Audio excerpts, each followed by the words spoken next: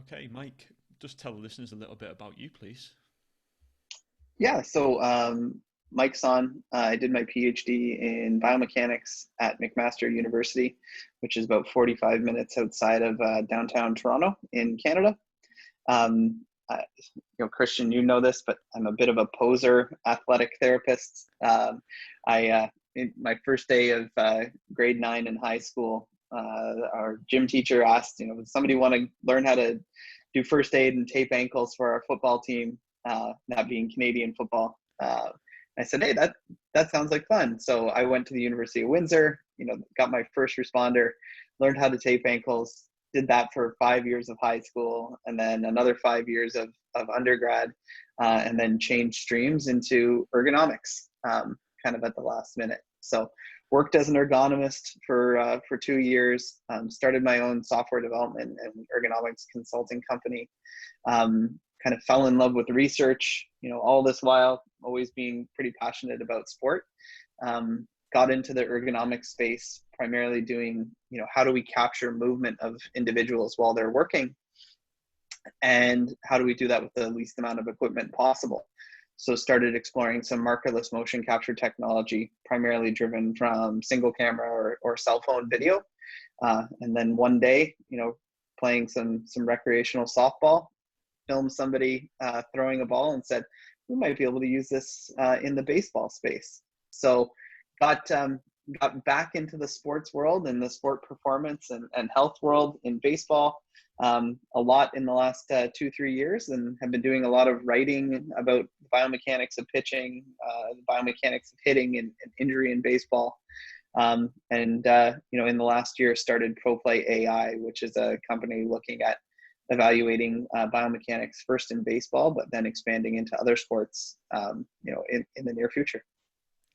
Fantastic. So how did you first get interested in biomechanics and ergonomics? It always surprises me, and people say that when they say that I teach human anatomy, and people, where did that come from? But how did you get interested in ergonomics? Yeah, so one of the nice things about my undergraduate program was that it was a co-op program. So you did your regular courses, but then every other semester you spent 4 months working and applying what you'd been learning in school. And I did 2 of those placements in ergonomics, and primarily one in the automotive sector with Ford Motor Company, and then another one in more the utility space at Pickering Nuclear Generating Station, just outside of Toronto. So I was thinking that whole time I was going to get involved in athletic therapy. But the one thing about ergonomics that I really enjoyed was just problem solving, working with people, working closely with people to make their lives better. And, I kind of diverged into that from a career standpoint, just because I was really passionate about solving problems, coming up with new methodology, doing crazy stuff like that. And that was, that's how I got into the ergo space. Super, and this has all led you into development of your business. Was that Proplay AI that you've now developed? Yes. Do you want to just tell us a little Yeah. bit more about that, Mike? Yeah. So this is actually the third business that I've been involved in. The first one was Lead Ergonomics, which was developing office ergonomics training software. The second one was My Abilities, which I'm still affiliated with, which is trying to find opportunities for return to work for injured workers. And then Proplay AI is more the sports-specific biomechanics company that we founded. Say the first kind of unveiling of it would have been last December.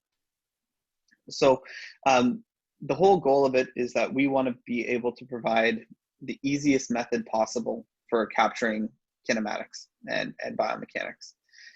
We want to rely on one camera as best as we can. We want to rely on no wearable devices, because the second you have a wearable on, user error starts to get factored in, and compliance starts to get factored in.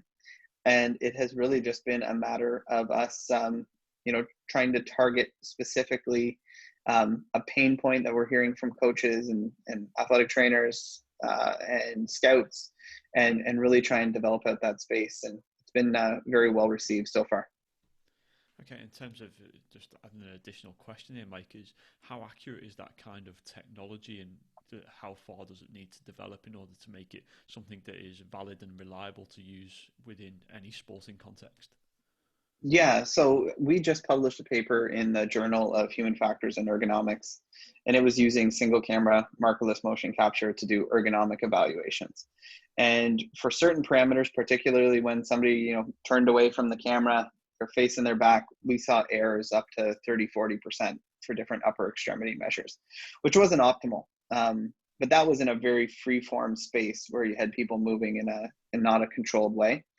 For something like pitching, we've been really able to kind of hone in our neural networks and our training algorithms, because you can always get the same angle and it's always the same motion for the most part. There's a lot of interpersonal variability, but throwing is, a person standing in one spot, propelling something in one direction, and that's been a lot more fruitful on the research side.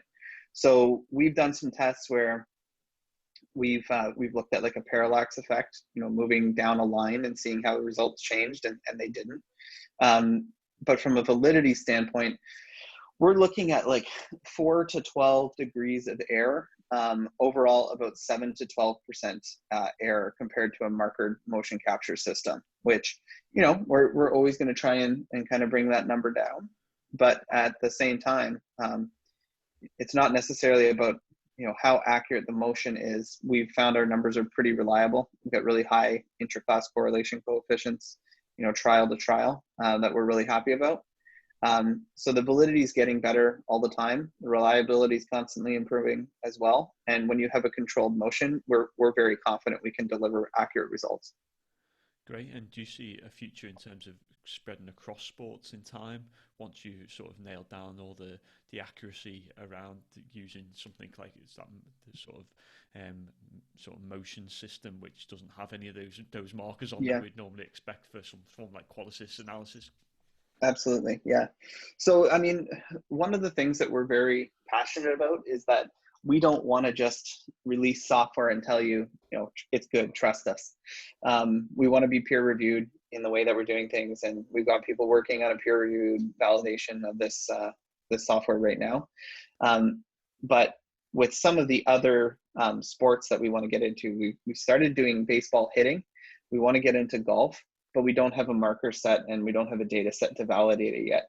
So we've done a bunch of things where we've been successful in performing our analysis, but we couldn't tell you the accuracy, and we don't want to introduce technology if we can't tell people that its limitations as well as its strengths. So that's something that we'll do as we go. Yeah, obviously, I've got to commend you on that, because that sort of evidence-informed practice is so important, especially when you are talking about working in sport. And Yeah. one of the things I wanted to ask you about was you've obviously had quite a few TV appearances and coming onto different media outlets. Just tell us how you sort of prepare for those, especially when you're trying to divulge this kind of information to a wide variety, a wide population of people. Well, none of them as impactful or wide reaching as the sports therapy community podcast, as we know. But um, it's been I'd say probably the most rewarding aspect of getting into this field is being able to do those television, or probably the favorite thing I've done in my career was there were these events called pitch talks.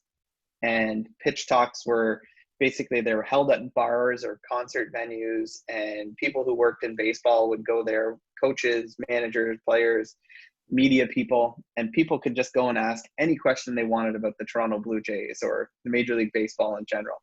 And it was just free form. You'd get people hammering you with questions from all over the place. And it was just so fun to be able to go out there and try and answer questions like that.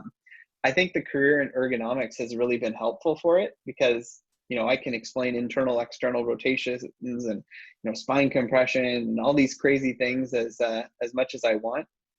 But if you can't convey it to the worker or to the manager on the floor, you're not going to be successful. So even going back to my undergraduate days, I've never been an A+ student, but I was always really good at taking concepts and helping my fellow students do really well on the tests, while I still managed to get B's and C's.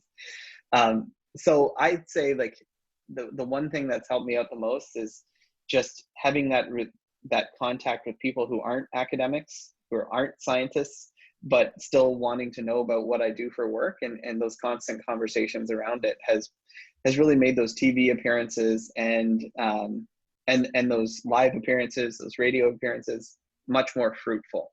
In terms of like specific preparation, I'll be honest, there's not too much that I do ahead of time.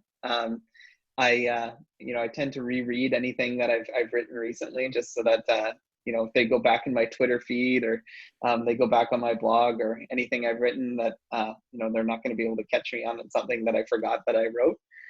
But for the most part, it's really a matter of thinking like, I'm conveying this to a factory worker. I'm trying to take biomechanics or something very, very high level and convey it to just anybody out there. And, I always kind of think about, what's the one point I want somebody to take away from this, where, if you have any human motion evaluation experience, or you've never heard the word biomechanics before, you're going to come away with something. And, that's kind of the way I approach those things.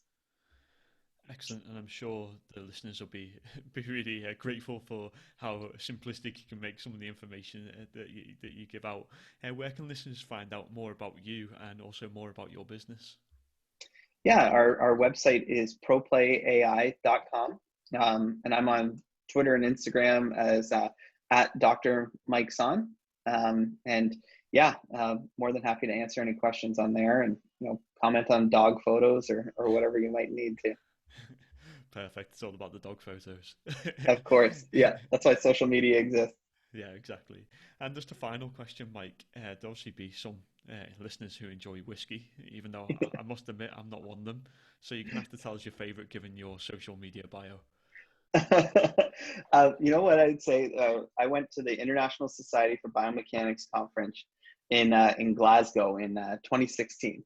And I remember somebody giving somebody a hard time because they put ice in their whiskey. And this old guy says, "You know what the best whiskey in the world is? The one you like the most."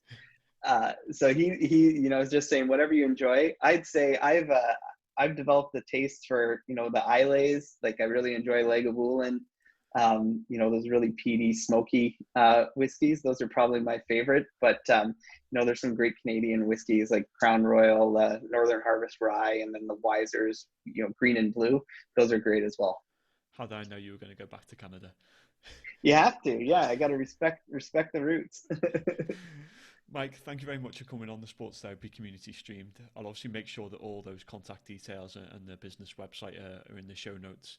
And I look forward to seeing your business succeed. And thank you very much for your time. Thanks for having me on.